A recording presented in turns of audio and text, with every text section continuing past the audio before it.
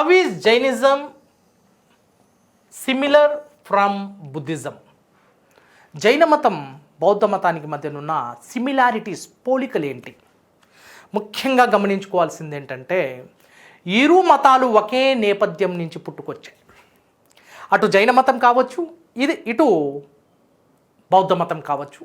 ఇరు కూడా క్షత్రియ వంశం నుంచి పుట్టుకొచ్చాయి. ఆనాటి క్షత్రియులు వీళ్ళు. జ్ఞాత్రి క్షత్రియ వంశానికి చెందినవాడు వర్తమాన మహావీరుడు, శాక్య క్షత్రియ వంశానికి చెందినవాడు బుద్ధుడు.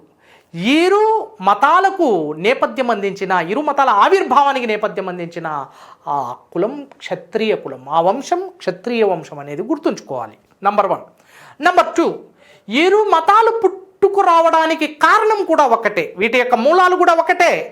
బ్రాహ్మణాధిపత్యం, అరాచకమైన బ్రాహ్మణ సిద్ధాంతాలు, వైదిక కర్మకాండలు, అర్ధరహితమైన యజ్ఞయాగాలు,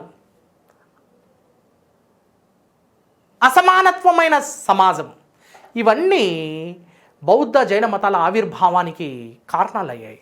అంటే బ్రాహ్మణుల ఆధిపత్యం, వారి యొక్క అరాచక విధానాలు క్షత్రియులు, దిగువ వర్ణాలైన శూద్రులు మరియు వైశ్యులు ప్రశ్నించారు. సో ఆ విధంగా ఆ ప్రశ్నలలో నుంచి బ్రాహ్మణ ఆధిపత్యానికి సవాలుగా ధీటైన జవాబు క్షత్రియుల యొక్క ఉద్యమాల రూపంలో, నూతన మత ఉద్యమాల ఆవిర్భావం రూపంలో జైన మతం మరియు బౌద్ధ మతం రూపంలో మనకి కనిపిస్తుంది. So this is very very important. So they were both inspired by the philosophy of the Upanishads. See here, this is also very important. So Upanishads, though Upanishads are the part of Vedic literature, Upanishad condemn yajnayagas. Upanishad rejected the policy of rituals and encouraged bhakti marga. There should be a direct connection between deity and devotee according to Upanishad. There should be, need not, any intermediary between deity and devotee. Should be a direct connection with a pure bhakti. ఒక స్వచ్ఛమైన భక్తితో భగవంతుడికి భక్తుడికి మధ్య ఒక చిత్తశుద్ధితో ఒక మంచి సంబంధం ఉండాలి. అంతే తప్ప వారి మధ్య ఎటువంటి మధ్యవర్తి అవసరం లేదు అంటూ ఉపనిషత్తులు తెలియజేశాయి. సో ఉపనిషత్తుల్లో యజ్ఞయాగాల తిరస్కరణ మరియు భక్తి భావం యొక్క ఆవిష్కరణ ఎప్పుడైతే జరిగిందో, ఆ ఉపనిషత్తుల నుంచి ఆకర్షించబడిన ఈ క్షత్రియ మేధావులైన అపారమైన మేధస్సు, తెలివితేటలు కలిగిన వర్తమాన మహావీరుడు మరియు గౌతమ బుద్ధుడు ఉపనిషత్తుల నుంచి ఆకర్షించబడ్డారు. వేద శాస్త్రాలను తిరస్కరించారు. వేద కర్మకాండలను, వైదిక సాంప్రదాయాలను చరమగీతం పాడేందుకు నూతన మతాలను ప్రారంభించారు. హిందూ రిలీజియస్ సెక్ట్స్, ముఖ్యంగా ultimate goal of the life is salvation. ముఖ్యంగా హిందూ మతం అనేది మోక్షానికి యజ్ఞయాగాలే ప్రధాన మార్గం అంటోంది. కానీ ఉపనిషత్తులు మోక్షానికి ప్రధాన మార్గం భక్తి మాత్రమే, భక్తి ద్వారా ముక్తి సాధ్యమవుతుంది అంటుంది. అటువంటిప్పుడు యజ్ఞయాగాలను తిరస్కరించిన ఉపనిషత్తులను ఆధారంగా చేసుకుని భక్తిని బోధించాయి నూతన మతాలు. చిత్తశుద్ధితో కూడిన ఏకాగ్రతతో కూడిన ధ్యానాన్ని, తపస్సును సూచించాయి, ధ్యాన మార్గాన్ని సూచించాయి ఈ రెండు మతాలు. మోక్షానికి గొప్ప మార్గాన్ని సూచించాయి బౌద్ధ మరియు జైన మతాలు. ఉపనిషత్తుల్లో ప్రేరణ ఎక్కువగా ఉంది వీటి మీద. అదేవిధంగా rejection of Brahmanical domination. As we discuss, Brahmanical domination is one of the main source for the origin and emergence of the new religious movements from the philosophical speculation from materialism to determinism. And next, both believed that nirvana or salvation liberates from the eternal chain of birth and death. So బౌద్ధ మతం మరియు జైన మతం రెండు కూడా ఈ మోక్షం అనే అంశంపై ఎక్కువగా వాటి మీద అధ్యయనం చేసి మోక్షం ఏ విధంగా ప్రసాదించబడుతుంది, మోక్షానికి సంబంధించిన మార్గాలేంటి, ఆ మార్గాలను సూచించిన క్రమం అనేది ఇరు మతాల్లో ఒకే విధంగా కనిపిస్తుంది. బట్ ఇక్కడ గమనించాల్సింది ఏంటంటే, జైన మతం ప్రకారం మోక్షం అనేది మరణించిన తర్వాత ప్రాప్తిస్తుంది. కానీ బౌద్ధ మతం ప్రకారం జీవించి ఉండగానే మోక్షం లభిస్తుంది. So in order to possess the extreme or ultimate salvation, one should destroy the desires according to Gautama Buddha. The world is filled with full of sorrows. The main cause for the sorrows is desire. To conquer the desire, one should conquer the sorrow, one should conquer the desire. And to conquer the desire, one should follow Ashtanga Marga. కోరికల్ని ఎప్పుడైతే మనం మన మనస్సు నుంచి తొలగిస్తామో అదే మనకు మోక్షానికి దారిని చూపిస్తుంది. కోరిక లేని మనస్సు, కోరిక లేని ఆత్మ మోక్షాన్ని సాధించినట్టే లెక్క అంటూ గౌతమ బుద్ధుడు తెలియజేస్తున్నాడు. So soul without any desire possess the final goal, that is salvation, according to Gautama Buddha. But according to Jain, salvation is possible only after the death. జీవించి ఉండగా మోక్షం ప్రాప్తించదు, మరణించగానే మోక్షం ప్రాప్తిస్తుంది. మరణించగానే ఎలా ప్రాప్తిస్తుందంటే స్వర్గ నరకాలు మనం చేసిన కర్మల ద్వారా, మనం చేసిన యొక్క మంచి పనుల ద్వారా, మన అహింసా విధానం ద్వారా, మన జీవన విధానం ద్వారా ఈ మోక్షం అనేది ప్రాప్తిస్తుంది. రైట్. అంటే మోక్షాన్ని అందుకోవడానికి మనం మన దేహాన్ని వదిలేయాలి అంటున్నాడు.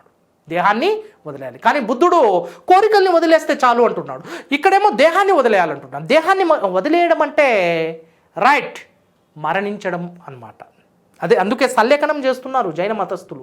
సల్లేఖన means slow starvation, giving up or body, separation of soul from the body. So this is called sallekhanam, giving maximum pain to the senses or dying of slow starvation. Okay, so this is a very important thing. కర్మ మనం చేసుకున్న కర్మలు, మన యొక్క good deeds ఏవైతే ఉన్నాయో వాటి మీద మనం విశ్వాసం ఉంచాలి. రెండు మతాలు కూడా కర్మ సిద్ధాంతాన్ని ఒప్పుకోవడం జరిగింది. అటు బుద్ధుడు అనాత్మవాది అయినప్పటికీ కర్మ సిద్ధాంతాన్ని ఒప్పుకున్నాడు. అంటే మన యొక్క కర్మలు, మన యొక్క ఆచరణ, మన యొక్క ఆలోచనలు క్రియల రూపం, కర్మల రూపంలో ఎప్పుడైతే మనం చేస్తామో ఆ కర్మలు అనేటివి మన యొక్క భవిష్యత్తును ప్రభావితం చేస్తాయి. దాని యొక్క ప్రభావం, దాని యొక్క ఇంపాక్ట్ అనేది తప్పనిసరిగా మన భవిష్యత్తు మీద పడుతుంది, పడి తీరాలి అంటున్నాడు. కర్మల ద్వారానే మోక్షం కూడా ప్రాప్తిస్తుంది. తదనంతరం మనం సాధించబోయే ప్రతి ఒక్క విజయం మన కర్మల మీద ఆధారపడి ఉంటుంది అంటున్నాడు గౌతమ బుద్ధుడు. Even Jain philosophy accepted the concept of కర్మ. So this is also one of the thing. Next, animal rights. So both new religions, heterodox religions, fought for the rights of the animals. జంతువధ నిషేధం, జీవహింస పాటించకూడదు. అశోకుడు తన శాసనాల్లో తెలియజేశాడు. బౌద్ధం నుంచి ప్రభావితుడైన ఈ అశోకుడు జంతువధ నిషేధం, కర్మకాండల్ని, యజ్ఞయాగాల్ని, అర్థరహితమైన యజ్ఞయాగాల్ని చేయకండి. Meaningless ceremonies strictly prohibited. They are strictly prohibited. So అటువంటి మీనింగ్లెస్ సెరమనీస్ చేయకూడదు, జంతువధ చేయకూడదు అంటూ బౌద్ధం నుంచి ప్రభావితుడైన అశోకుడు కానివ్వండి, అదేవిధంగా అహింసో పరమధర్మ అనే సూత్రాన్ని పాటించే జైన మతస్థులు గొప్ప భాష్యాన్ని, గొప్ప అంశాన్ని మన దేశానికి అందించారు. అదేంటంటే జంతువధ నిషేధం. అంటే జంతువుల పట్ల ప్రేమ, వాత్సల్యాన్ని, జంతువుల పట్ల, జంతువును మనం దయతో, దాక్షిణ్యంతో మనం చూడాలి, ప్రేమతో చూడాలి. వాటిని మనం మన స్వార్థం కోసం చంపకూడదు అంటూ రెండు మతాలు కూడా అనిమల్ రైట్స్, ముఖ్యంగా జంతు హక్కుల గురించి తెలియజేస్తున్నాయి. బహుశా వీటి నుంచే present, so the present day of society, see wild life, the conservation of wild life is very important. Even it is reflected in our Constitution of India in the directive principles. మన యొక్క ఆదేశిక సూత్రాల్లో కూడా ఇవి కనిపిస్తాయి, వన్యప్రాణుల రక్షణ అనేది. Right. అంతేకాకుండా ఈ వన్యప్రాణులకు సంబంధించి ఎన్నో సదస్సులు కూడా నిర్వహించబడుతున్నాయి మన present day society. So many conventions are organizing in order to protect and conserve the nature and natural resources, mainly for the protection of biodiversity and the rights of the animals. So this is the major impact of Jainism on the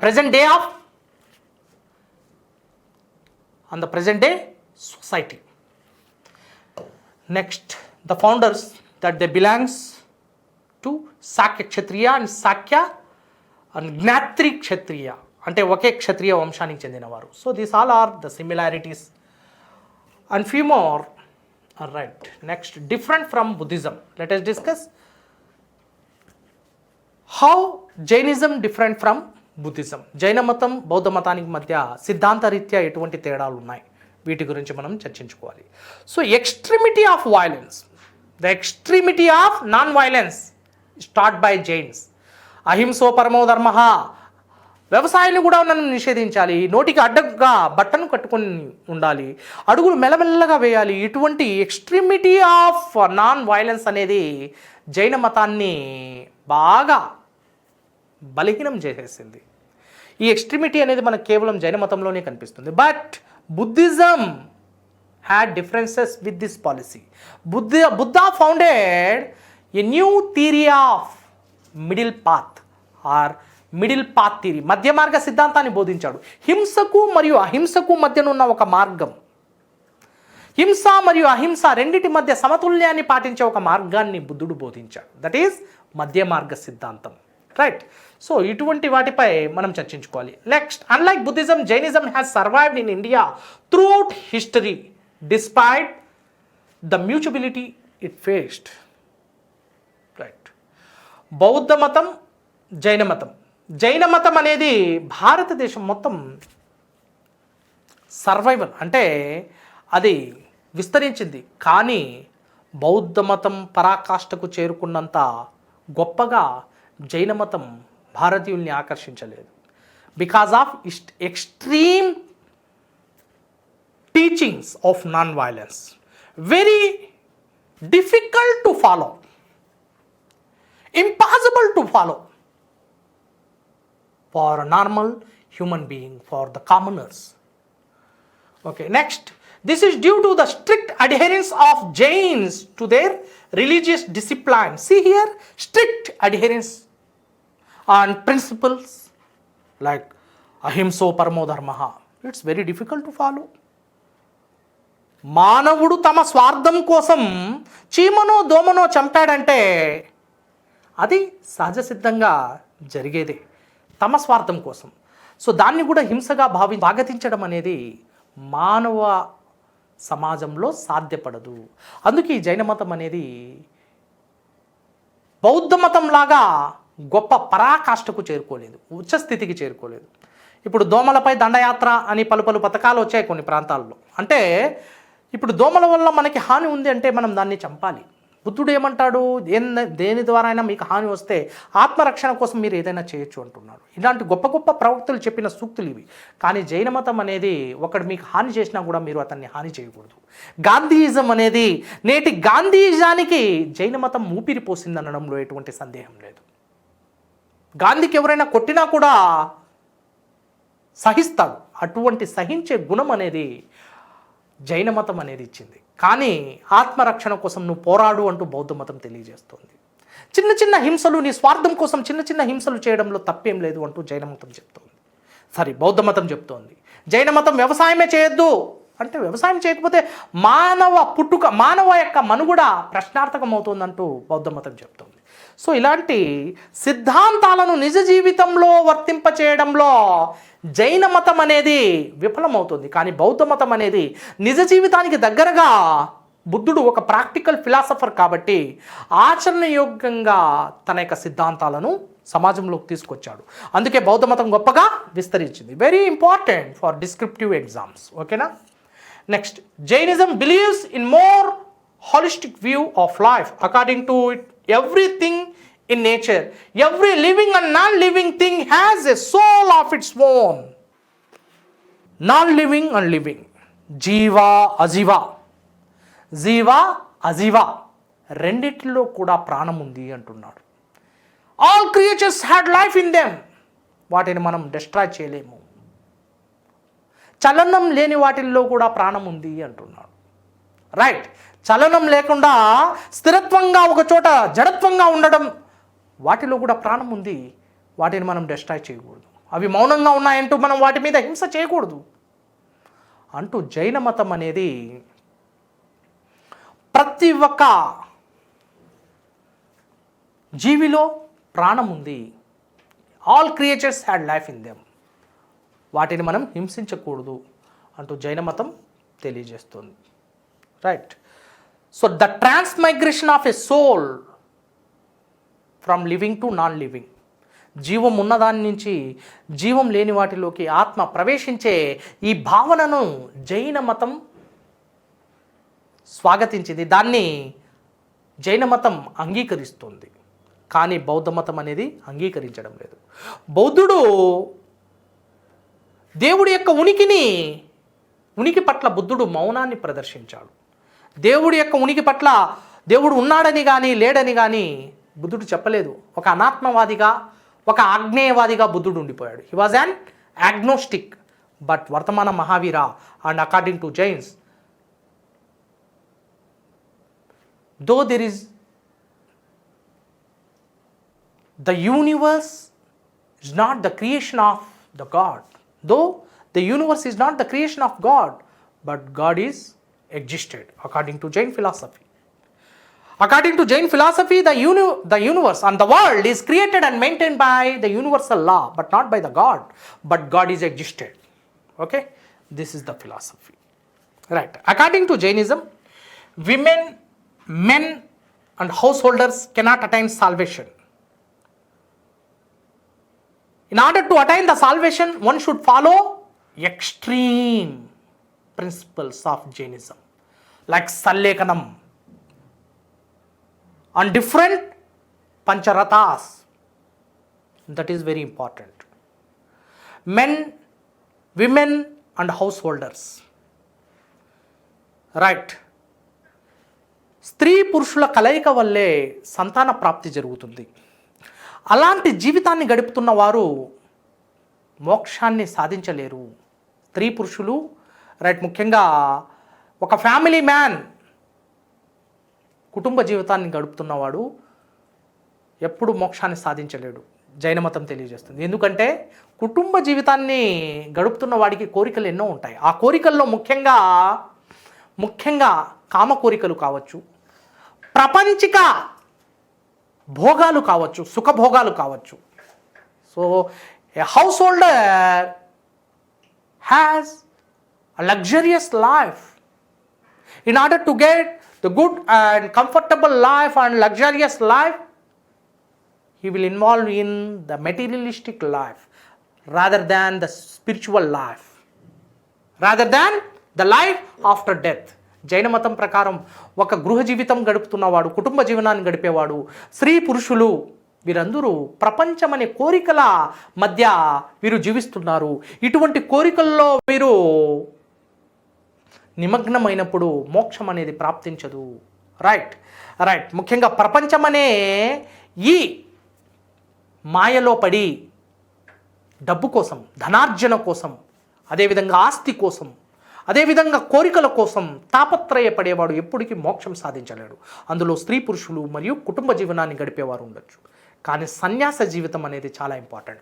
మోక్షానికి దారి సన్యాస జీవితం. The renunciation of worldly life, the renunciation of marriage, the renunciation of sexual desires, the renunciation of sexual intercourse, the renunciation of worldly things is only the way which paved a path for the achievement of ultimate goal, that is salvation, according to Jains.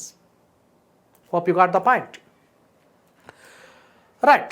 But according to Buddhism, బుద్ధుడు ఎప్పుడు స్త్రీలు మోక్షానికి అనర్హులు అని చెప్పలేదు, పురుషులు మోక్షానికి అనర్హులు అని చెప్పలేదు. ముఖ్యంగా వైవాహిక జీవితాన్ని గడుపుతున్నవారు, కుటుంబ జీవనాన్ని గడుపుతున్నవారు మోక్షానికి అనర్హులు అని చెప్పలేదు. All are equal and all are eligible for the final possession, that is salvation. But Buddha did not accept the entry of women into sanghas. Buddha did not accept the entry of usurers into sanghas. borrowers, the one who has many borrowers or involved in the borrows. Buddha did not accept him. And Buddha did not accept the person who involved or indulged in the bribing or corruption. Runagrastudu. And Buddha did not accept a sick man into the sanghas. ఒక రుణగ్రస్తుని, ఒక వ్యాధిగ్రస్తుని, ఒక మహిళను, స్త్రీని బుద్ధుడు ఎప్పుడు సంఘాల్లో చేర్చుకోవడానికి ఒప్పుకోలేదు.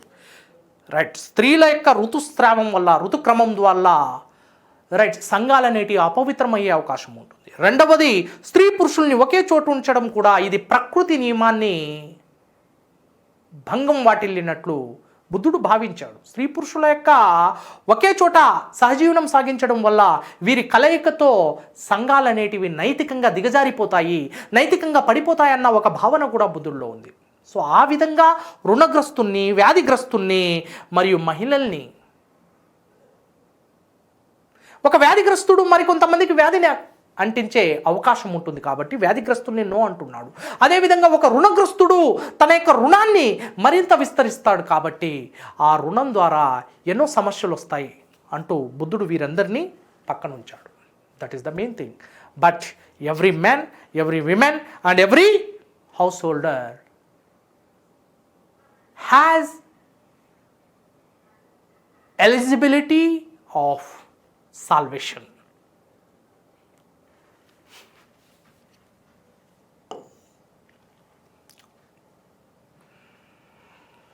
So the Jain teaching ahimsa include opposition to animal sacrifices. So these are there in the both religion, but extremity of Jainism is different from the Buddhist Madhya Marga. Next, the concept of ahimsa, non-violence, is different in Buddhism. It permitted. We discussed already. Next thing is ascendancy of Jainism. So, the patronage, royal patronage of Jainism.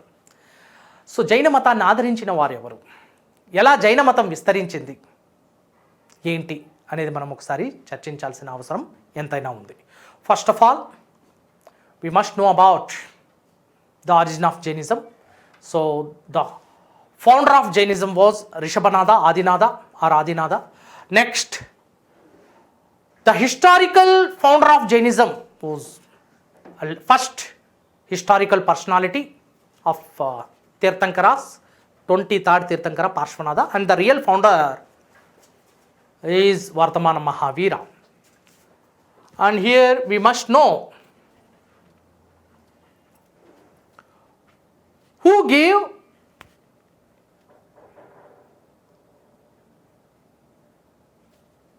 the great opportunity for the spread of Jainism in India. First time in the history of India. So after the emergence of Mahajanapadas, Nanda ruler, the first Sudran to rule Magadha, Mahapadmananda, was a staunch follower of Jainism. జైన మతానికి ఒక గొప్ప అభిమాని, గొప్ప వీరాభిమాని మహాపద్మానందుడు. He was the first man who spread Jainism in a wide scale from Magadha to Kalinga, and he was the one and only hero of those times who conquered the all Mahajanapadas and the unification of India. That was the great thing. And this Mahapadmananda, in his southern campaigns, he repeatedly defeated the ruler of Kalinga and abducted many Jain idols or statues to Magadha and erected them there. ఆ విధంగా కళింగ ప్రాంతంపై దండెత్తి పలుమార్లు అక్కడి నుంచి కళింగలో ఉన్న మొట్టమొదటిసారిగా కళింగ ప్రాంతంలో ఉన్న జైన విగ్రహాలను తీసుకువెళ్ళి మగధలో ప్రతిష్ఠింప చేసిన ఘనత మహాపద్మానందుడికి దక్కుతుంది. Mahapadmananda, note this point, right, మహాపద్మానందుడికి ఆ ఘనత దక్కుతుంది. ఏ Sudran ruler, the first Sudran ruler of India, Mahapadmananda, from Nanda dynasty and the ruler of Magadha. Nanda is the name of the dynasty, Magadha is the name of umpire, సామ్రాజ్యం పేరు మగధ, వంశం పేరు నంద. ఈ మహాపద్మానందుడి అనంతరం అతడి యొక్క కుమారులు కూడా జైన మతాన్ని ఆదరించారు, పెంచి పోషించారు. Next, the great and staunch follower of this Jainism was Chandragupta Maurya. Chandragupta Maurya, founder of Mauryan empire, Maurya సామ్రాజ్యాధిపతి చంద్రగుప్త మౌర్యుడు. రైట్, నందుల్ని కూలదోసి మౌర్య సామ్రాజ్యాన్ని స్థాపించాడు చాణక్యుడి యొక్క సహాయంతో. Right, with the help of Chanakya. And this Chandragupta Maurya was a staunch follower of Jainism. And this is recorded from the book of a Jain monk of medieval Indian history, Parishishta Parvan. Parishishta పర్వన్ అనే జైన గ్రంథం ప్రకారం చంద్రగుప్త మౌర్యుడు తన యొక్క చివరి రోజుల్లో క్రీస్తు పూర్వం 297లో పదవిని త్యాగం చేసి 297లో అంటే 300 ప్రాంతంలో పదవిని త్యాగం చేసి దక్షిణాదికి వచ్చి దిగంబర జైన సన్యాసులతో కలిసి సల్లేఖన వ్రతాన్ని ఆచరించి తన యొక్క ప్రాణాన్ని శ్వాసను వదిలినట్టు, తుది శ్వాసను వదిలినట్టు తెలుస్తోంది పరిశిష్ట పర్వన్ అనే జైన గ్రంథం ప్రకారం. అంటే దీన్ని బట్టి మనం అర్థం చేసుకోవాల్సింది ఏంటంటే, జైన మతాన్ని ఈ తూర్పు భారతదేశం నుండి దక్షిణ భారతదేశానికి తీసుకొచ్చిన ఘనత కూడా చంద్రగుప్త మౌర్యుంది అనడంలో ఎటువంటి సందేహం లేదు. So the Chandragupta Maurya was the responsible person for the foundation of Jainism in the extreme southern part of India. Undoubtedly, he is the responsible person. Chandragupta Maurya. So later, from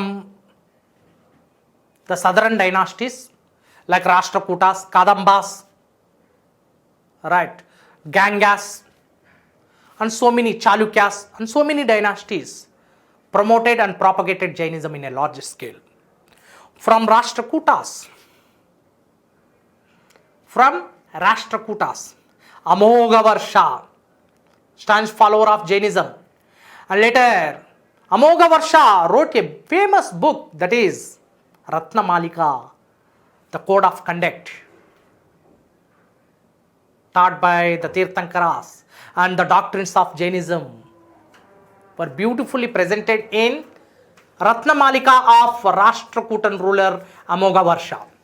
And another book, Kaviraja Margam, was written by him in Kannada literature. The first Kannada literature, Kaviraja Margam by Amogavarsha.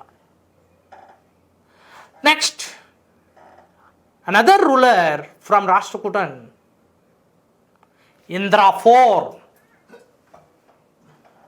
who performed Sallekana and gave up his life, discarded the worldly desires and worldly things. సల్లేఖన రథాన్ని ఆచరించి తన యొక్క తుది శ్వాసను వదిలిన రాష్ట్రకూట రాజు ఎవరు? 4వ ఇంద్రుడు. Very important, note it down. So this are very very important. Next, a great temple, Dilwara temple, was built on Mount Abu. Till today, this is the beautiful temple in the world of Jainism. జైన మతం యొక్క గొప్ప మందిరం Dilwara, mount Abu పైన దిల్వారా ఆలయాన్ని నిర్మించడం జరిగింది. So this is very important. So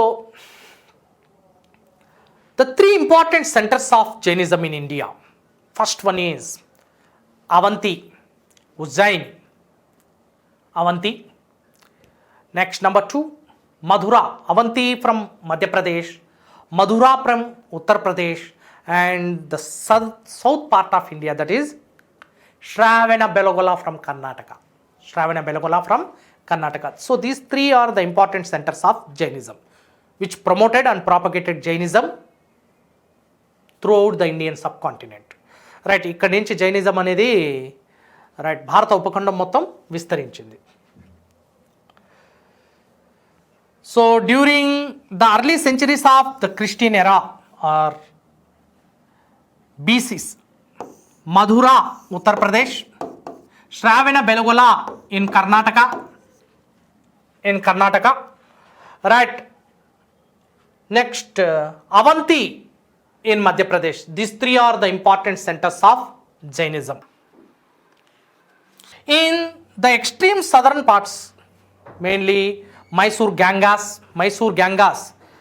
So the idol of Gomateshwara or Bahubali was built by the minister of Mysore Gangas, Chamunda Raya, in the year 984, in the medieval days of Indian history.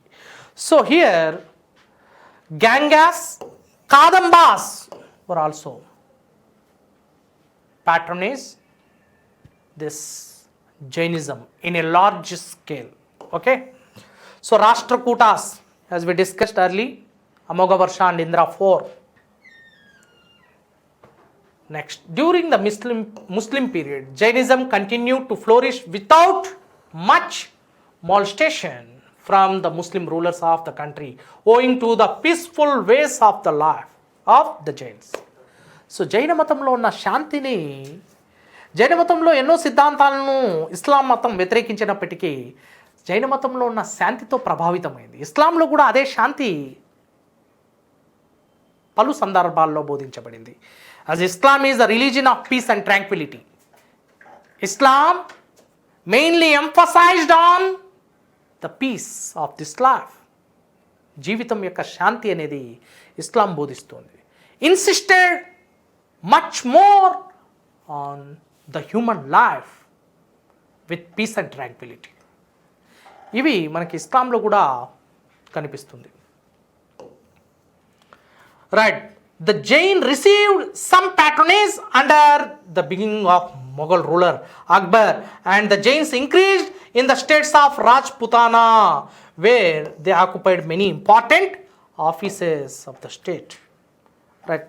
Akbar కాలంలో, మొఘలుల కాలంలో, medieval డేస్లో, right, అదేవిధంగా రాజపుత్రుల కాలంలో జైన మతం అక్కడక్కడ విస్తరించింది.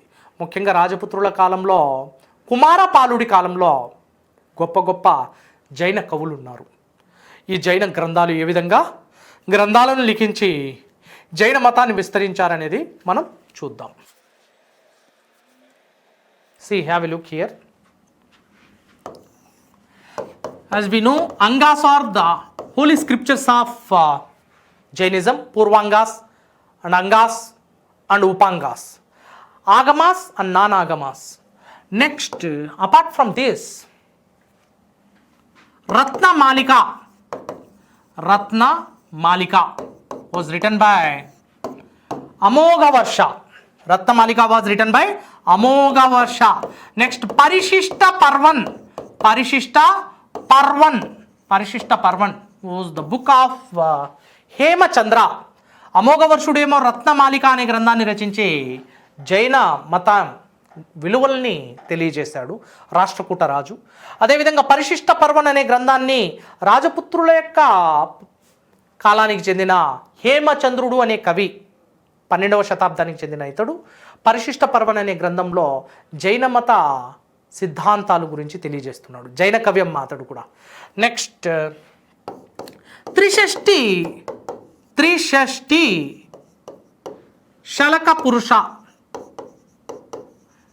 త్రిషష్టి శలక పురుష. త్రిషష్టి means 63.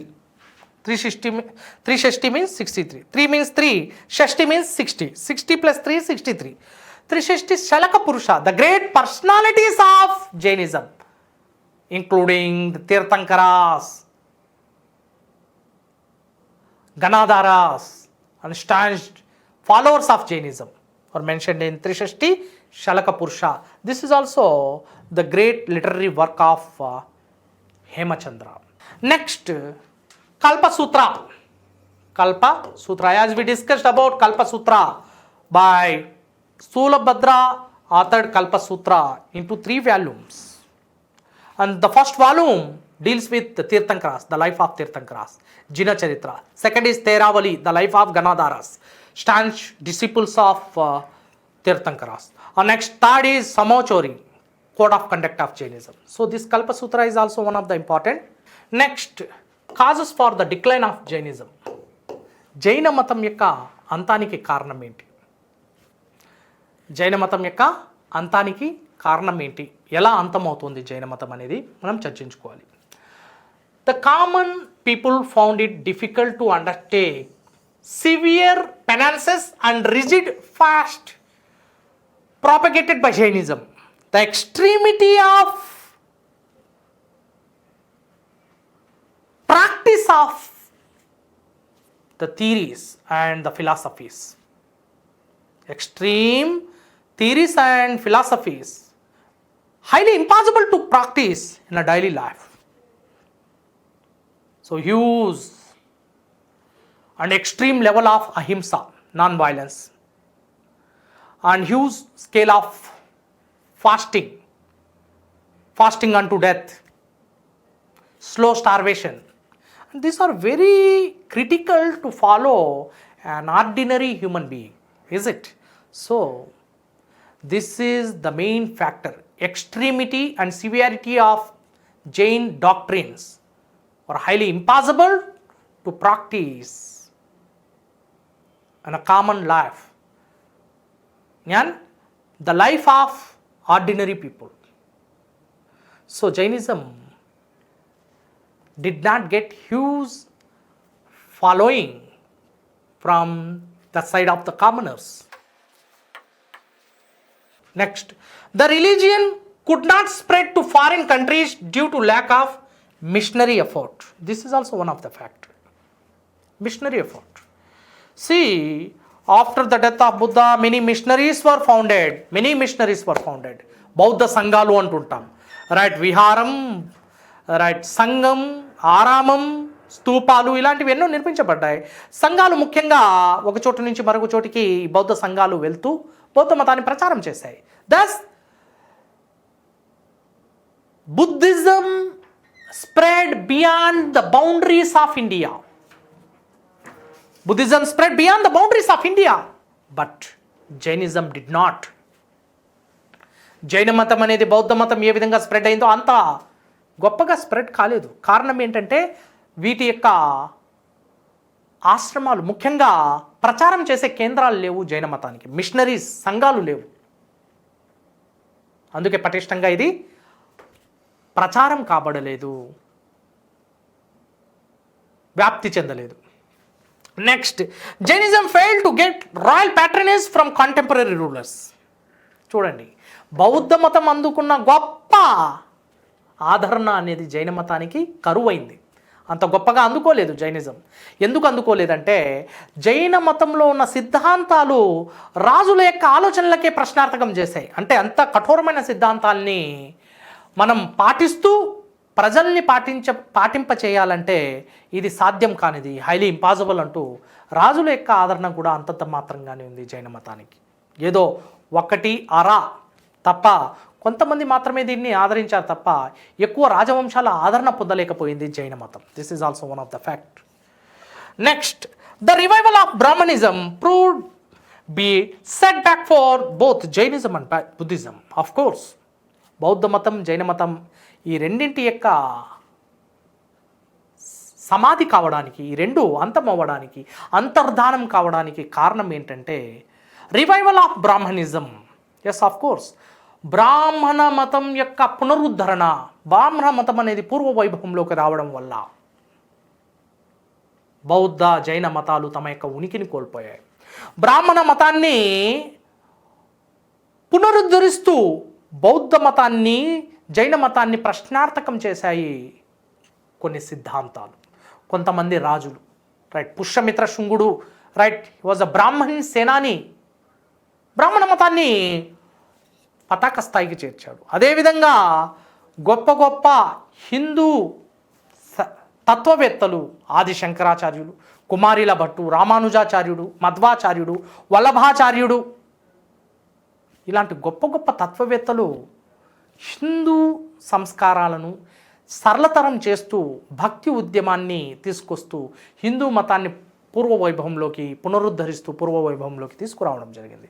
ఆ క్రమంలోనే బౌద్ధం మరియు జైనం యొక్క ఉనికికే ప్రమాదం పొంచి వచ్చింది. This is also one of the factor. Next, see, present day Jainism is similar to Hinduism with statue worship and pomp and show. True spirit of Jainism is now confined to saints and munis only. See, this is also one of the important point. జైన మతం అనేది హిందూ మతంలో విలీనమైపోయింది. జైనులు మన రాజ్యాంగం ప్రకారం కూడా జైనులు సిక్కులు అంటే హిందూ మతస్థులే. మరీ ముఖ్యంగా మనం గమనించాల్సింది ఏంటంటే జైనుల యొక్క జనాభా చాలా స్వల్పంగా ఉండడంతో హిందూ మతంలో భాగంగా చెప్పుకోవచ్చు. మరి జైన మతంలో గొప్ప అంశం ఏంటంటే విగ్రహారాధన. మరి ఈ దిగంబరుల యొక్క విగ్రహాలను పూజించే విధానం కానివ్వండి, లక్ష్మిని పూజించడం. జైన మతస్థులు లక్ష్మి అనే దేవిని, హిందూ దేవిని, the goddess of Hinduism, right, లక్ష్మీదేవిని పూజించే విధానం, విగ్రహారాధన అనేది హిందూ మతానికి చాలా దగ్గరగా ముడిపడి ఉంది ఈ జైన మతం. అందుకే హిందూ మతానికి జైన మతానికి తేడా లేకుండా పరస్పరం ఒకటికి, రైట్, ఇవి రెండు కలిసిపోయి జైన మతం అనేది ఉనికినే కోల్పోయింది. ఇక రెండవది, జైన మతం నేడు కేవలం ఖచ్చితమైన నియమ నిబంధనలు పాటిస్తున్న మునులకు మరియు మహర్షులకు, సన్యాసులకు మాత్రమే పరిమితం అయిపోయింది. అటువంటి వారు ఇప్పుడు కరువు అయిపోయారు. సో కాలగర్భంలో జైన మతం అనేది కలిసిపోయిందనడంలో ఎటువంటి సందేహం లేదు. Next, internal battles among the Jain dynasties particularly in South India. Internal battles, see here, అంతర్యుద్ధాలు. జైన మతాన్ని పెంచి పోషించే వంశాల మధ్య అంతర్యుద్ధాలు ప్రారంభమయ్యాయి. రైట్, చాళుక్యుల మధ్య అంతర్యుద్ధాలు ప్రారంభమయ్యాయి. తూర్పు చాళుక్యులకు, పశ్చిమ చాళుక్యులకి, అదేవిధంగా కళ్యాణి చాళుక్యులకి, తూర్పు చాళుక్యులకి, ముదిగొండ చాళుక్యులకి, వేములవాడ చాళుక్యులకి. చాళుక్యులు కొంత మేరకు జైన మతాన్ని ప్రచారం చేశారు. But coming to the period of కాకతీయుల కాలానికి వచ్చేసరికి జైన మతం పూర్తిగా భారతదేశం నుండి తుడిచిపెట్టుకుని పోయింది. ముఖ్యంగా సమాధి కాబడింది. ఎలా అంటే కాకతీయులు ఈ శైవ మతాన్ని అవలంబించారమ్మా. కాకతీయులు ఏ మతాన్ని అవలంబించారు?